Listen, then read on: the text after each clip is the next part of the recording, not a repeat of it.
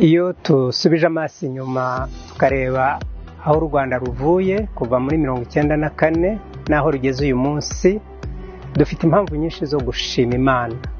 Twabuzwa n'iki gushima Imana? Amahoro n'umutekano dufite. Twabuzwa n'iki gushima Imana? Kuba nk'abanyarwanda twarongeye kubana mu mahoro. Twabuzwa n'iki gushima Imana? Ku mashuri, amavuriro, imihanda, amazi, amatara bisigaye byarakwiriye hose mu Rwanda.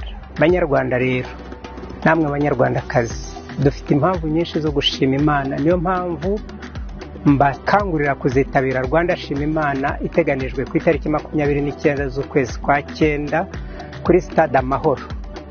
Muzaze muri benshi dufatanyirize hamwe guha icyubahiro n'ishimwe Imana yacu. Murakoze.